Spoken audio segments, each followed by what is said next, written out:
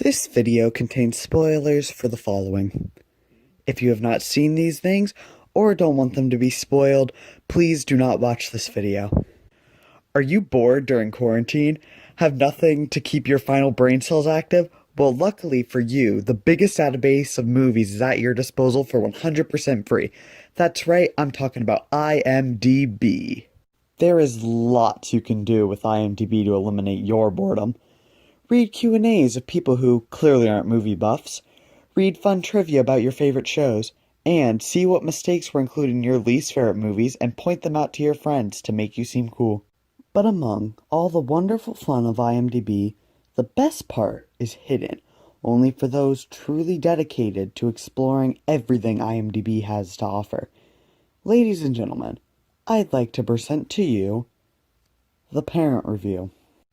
Now, before I get into what a parent review is, it should be noted, on the website they call it a parent guide, but throughout this video I'll mostly be calling it a parent review.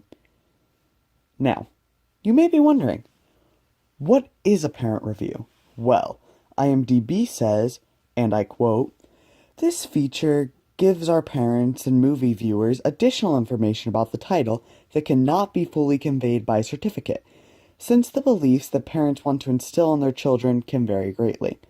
This basically means parents can go on and complain about anything anyone might find even mildly offensive. I mean, look at this. This is a completely 100% real thing someone decided was so inappropriate, people needed to be warned of it. Now, you may be thinking, Isaac, some people want to be protective of their children, and to that I say, if you're going to shelter your children, that's fine.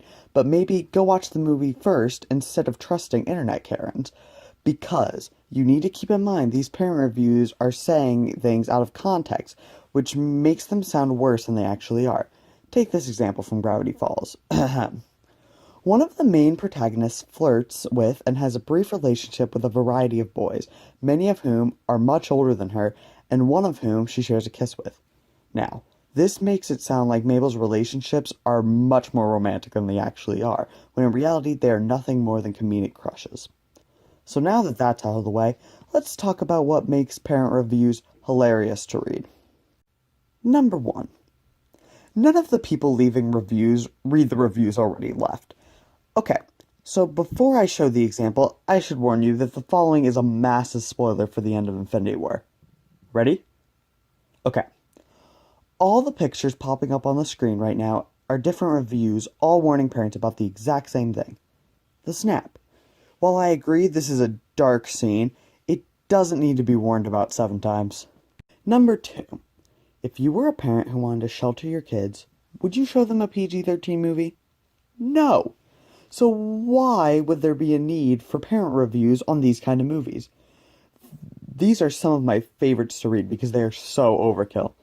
On the screen right now is part of the parent guide for the musical Little Shop of Horrors. Here's the thing.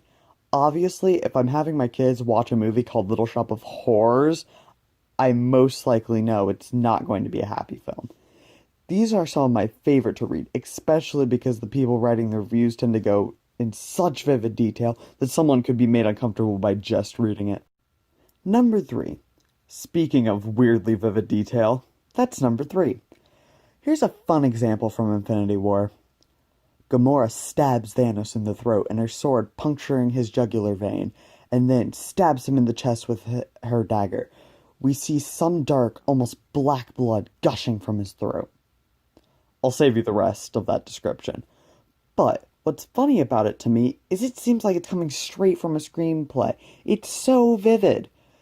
Even going as far to describe his blood gushing from his throat. Number 4.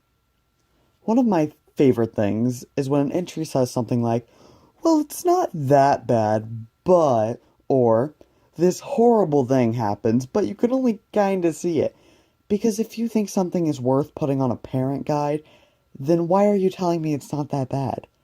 Here's an example from the Steven Universe movie. Some characters are split in half with a fantastical weapon. It's totally not gory, but still shocking. Why do you include the fact it's not gory? Like, I've seen the movie around 5 times, it's not gory. But the first rule of trying to convince someone of something, don't say the opposite of what you mean. that completely invalidates the statement. So, if you think it's necessary to write an entry to the parent guide, don't say the scene isn't that bad, because then people reading the parent guide will just ignore it. Our last example, number 5.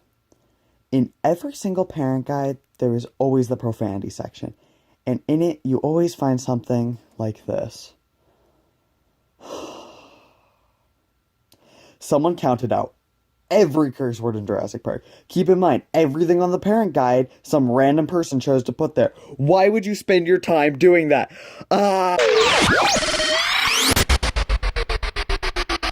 Hi. Thanks for watching.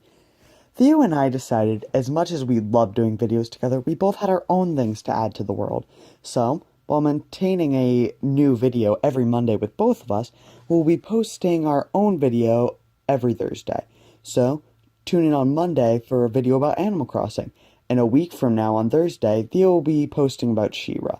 So, if either of those videos sound fun to you, please subscribe. Like, seriously. We get very excited every time we gain a new subscriber. Anyway, thank you so much for watching this video, and stay in this dimension. Dang, we need a better catchphrase.